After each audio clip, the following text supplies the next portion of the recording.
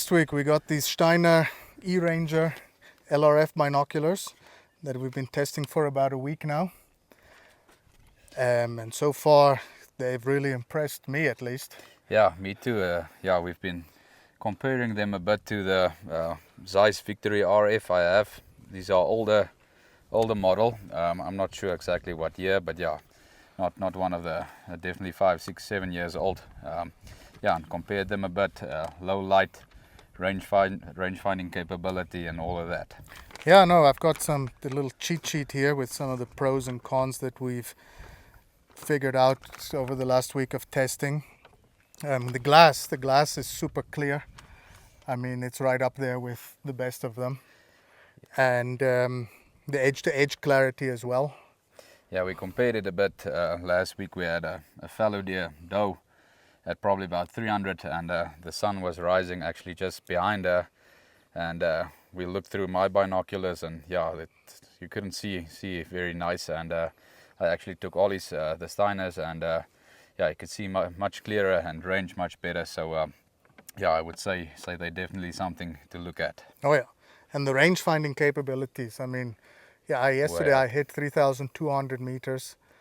Range is very fast, accurate so far, it seems. Very nice. We tested it. We did some long range shooting with it, and the ranges were good.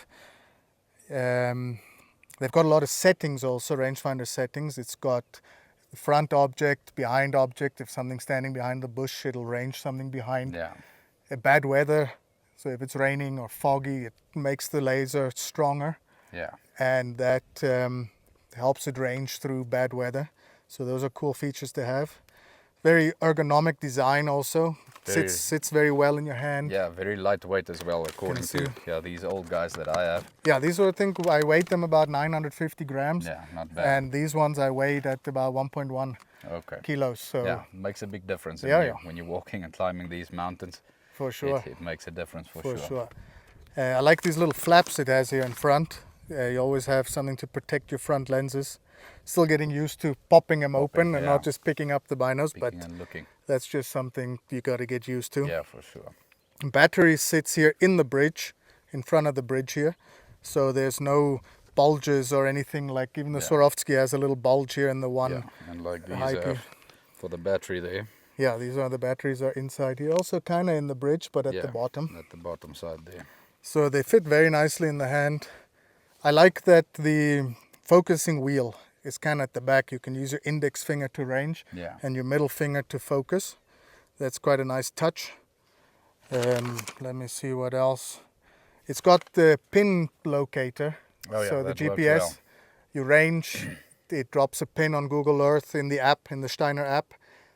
Had some trouble at the beginning getting it calibrated right. Not a lot of info on the manual or online. There's not a lot of info at all about these online. That's why we're doing this video. And but once I figured out how to calibrate the GPS, it was pretty much spot on, as good as you can expect from your phone's GPS. Yeah, we actually used it last week.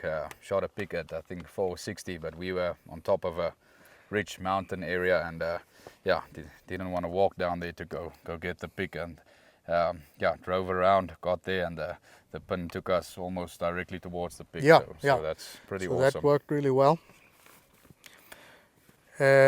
What I'm not super a fan of is these little eye flaps here. Can help maybe if the sun's from the side, but I mean you just fold them over and they're out of the way. They're out of the way, so it's not a big thing. It's a personal preference thing. Yeah. The other thing I'm not a fan of, it has only 2 positions for the eye cup, up or down. Yeah. Where other competitors have 3 or 4 positions. I use them in always, so to me personally it's not an issue. I also tested them. The more in they are, the better it feels on the eye. Yeah, so that's all personal preference stuff. I mean, but for the price, I mean, it's half the price, less than half the price of the Swarovski. Yeah, pricing I would say it's really excellent for the. At first, when you told me about these, I was like, I've got some cheaper ones as well, and they really disappointed me.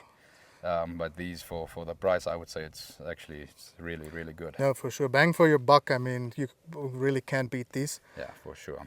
I'd love to test them with the eRanger 8 scope. I think it's a 3 to 24. I wrote it down here. Yeah, I have no idea. 3 to 24 by 56 scope. Yeah. So the rangefinder communicates with the scope, tells you how many clicks Yeah. to adjust in the scope. So for a client rifle, that would be Yes, excellent. amazing. I mean, we could stand range, client sees, he can adjust, Just. take the shot. Saves you a lot of time looking at the kestrel and trying to figure it out. Takes a lot of time. You don't always have that kind of time. Yeah. Sure. So if anyone from Steiner is watching, or you guys know anyone from Steiner, sure. we're looking for a scope. Unfortunately, I haven't found one in South Africa yet. I haven't seen online. one at all. I've looked, but there doesn't seem to be anything available here scope-wise, eRanger. So if anyone has a contact, please send them our way. And I think that kind of covers it. We've had it for a week now. Very impressed. Definitely would buy them again. Yeah, me too. Definitely. And yeah, so if anyone's out there looking for range-finding binoculars and you don't have the budget for the Zeisses or the Leicas or the Swarovskis, yeah, for sure. check out the Steiner eRanger LRF 10x42s. Low light, I tested them in low light, did really well. Excellent. Really, really good. So really there's not much bad to say about them. And again, for the price, you really can't beat these binoculars. Yeah, for sure. I agree. All right, guys. See you in the next video. And don't forget to subscribe and like our videos. Watch some of our other ones.